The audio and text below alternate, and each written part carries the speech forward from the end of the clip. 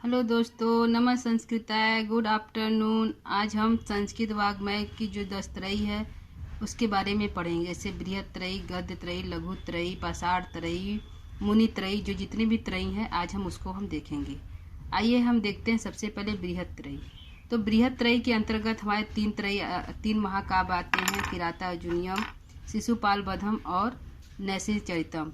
सबसे पहले बृहत्त्रयी के अंतर्गत किराता अर्जुनीयम है, जिसके रचनाकार भारवी हैं, कवि भारवी हैं। दूसरा हमारा शिशुपाल वधम, जिसको माघ ने लिखा है, कवि माघ ने लिखा है। तीसरा है नैषधीयचरितम, जिसको श्री हर्ष ने लिखे हैं। तो यह हमारा तीनों जो है बृहत्त्रयी के अंतर्गत आता है दोस्तों। और दूसरा हमारा लघुत्रयी है। लघुत्रयी के अंतर्गत है तीन काव्य है। तीनों जो महाकाव्य है वह कालिदास की रचना है। इसमें एक रघुवंशम है जो कालिदास की रचना है, यह हमारा महाकाव्य है। कुमार संभवम, यह भी हमारा महाकाव्य है। मेघदूतम, यह हमारा खंड काव्य या दूत काव्य इसको कहते हैं। तो यह जो तीनों रचनाएं हैं लघुत्रयी के अंतर्गत आते हैं, और तीनों लघुत्रयी जो हमारे हैं कालिदास के ही हैं। ठीक है दोस्तों, तीनों लघुत्रयी किसके हैं? तो कालिदास जी के ही हैं। लघुत्रयी में रघुवंशम पहला है, दूसरा कुमार संभवम, तीसरा मेघदूतम। अगला हमारा गद्य बृहत्त्रयी। गद्य के अंतर्गत तीन जो बृहत्त्रयी है उनके उसमें पहला है वासव दत्ता, दूसरा कादम्बरी, तीसरा 10 कुमार चरिता। वासव दत्ता के रचनाकार जो है सुबंधु हैं। कौन है दोस्तों? सुबंधु जी हैं। दूसरा कादम्बरी है, बाणभट्ट की रचना है, इसमें 3 जन्मों की कथा का वर्णन है। तीसरा हमारा 10 कुमार चरितम है, जो दंडी की रचना है, इसमें 10 कुमारों का चरित्र चित्रण है। अगला हम देखते हैं पुरुषार्थ त्रयी। पुरुषार्थ त्रयी के अंतर्गत कितने हैं आते हैं? तो 3 है, धर्म, अर्थ, काम। कितने हैं दोस्तों? धर्म, अर्थ और काम। पुरुषार्थ त्रयी के अंतर्गत 3 है, धर्म, अर्थ और काम। अगला हम देखते हैं उपजीव्य ग्रंथ त्रयी। एक हमारा है उपजीव्य ग्रंथ त्रयी, मतलब जो जितने भी महाकाव्य हैं, नाटक, गद्य पद जितने भी हैं वह कहाँ से लिए गए हैं? तो 3 उपजीव ग्रंथ है, जिसमें पहला है रामायण, जो वाल्मीकि की रचना है, जैसे रामायण से लिया गया उत्तर रामचरितम। और दूसरा महाभारत है, जो वेद व्यास की रचना है। वेद व्यास महाभारत से लिया गया है, जैसे किराता अर्जुनीयम लिया गया है, शिशुपाल वधम लिया गया है और नैषधीयचरितम। यह जो महाकाव्य है वह तीनों महाभारत से लिया गया है, जो वेद व्यास जी की रचना है। अगला हमारा है भगवत पुराण। यह भी वेद व्यास जी की रचना है, भगवत पुराण।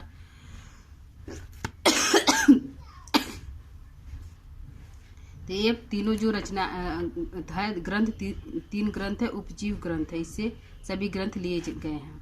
अगला हम देखते हैं पाषाण त्रयी। पाषाण त्रयी के अंतर्गत एक ही ग्रंथ है, किराता अर्जुनीयम, जो प्रथम सर्ग, द्वितीय सर्ग और तृतीय सर्ग है। तीनों सर्ग ही पाषाण त्रयी के अंतर्गत आते हैं। पहला किराता अर्जुनीयम का प्रथम सर्ग, दूसरा किराता अर्जुनीयम का द्वितीय सर्ग, तीसरा हमारा है किराता अर्जुनीयम का तृतीय सर्ग। तीनों जो सर्गे हैं वो पाषाण त्रयी के अंतर्गत आते हैं।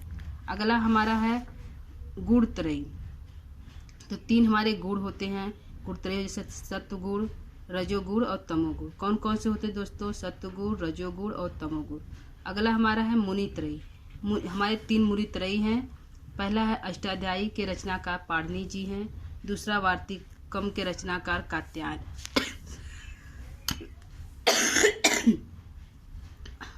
अगला हमारा है महाभाष्यम के रचनाकार पतंजलि जी। यह जो तीनों मुनि त्रयी हैं वह उनके 3 ग्रंथ है, अष्टाध्यायी, वार्तिकम और महाभाष्यम।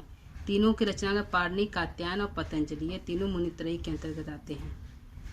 पूछेगा कि मुनि त्रयी के अंतर्गत कौन कौन से कवि हैं? तो पाणिनि है, कात्यायन है और पतंजलि है। अगला हम देखते हैं प्रस्थान त्रयी। प्रस्थान त्रयी के अंतर्गत 3 है ग्रंथ, ब्रह्मसूत्र, उपनिषद, गीता। कौन कौन से दोस्तों? ब्रह्मसूत्र, उपनिषद और गीता।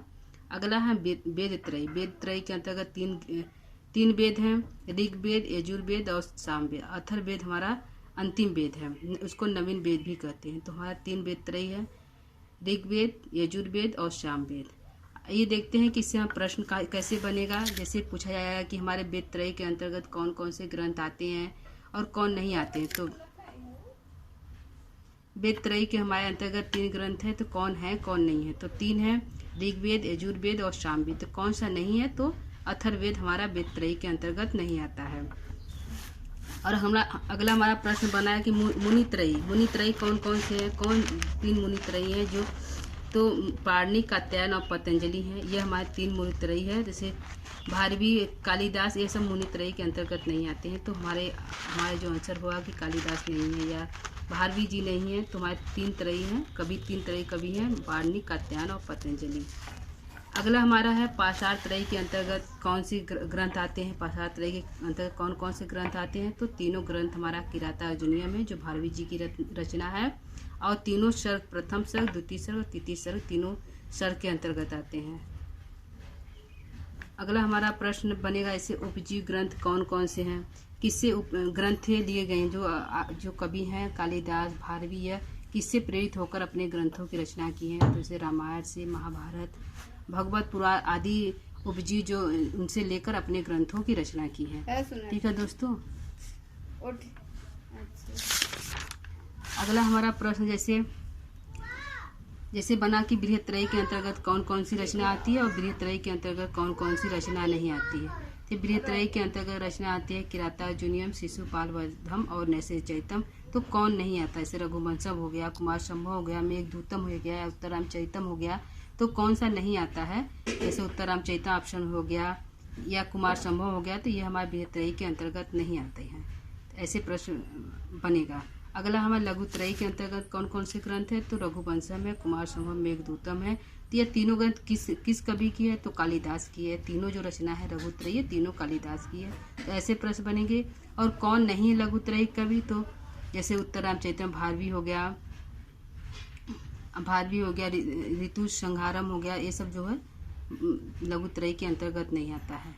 तो ये हमारे जो ग्रंथ है संस्कृत वाग्मय की जो 10 त्रयी है। तो आपने दोस्तों देख लिया 10 त्रयी के अलग अलग कवि हैं, अलग अलग रचनाकार हैं, अलग अलग ग्रंथ है। तो इसको ध्यान दीजिएगा, यह सभी परीक्षा की दृष्टि से उपयोगी है। ठीक है दोस्तों, तो आज क्लास 1 समाप्त करते हैं। नमः संस्कृताय।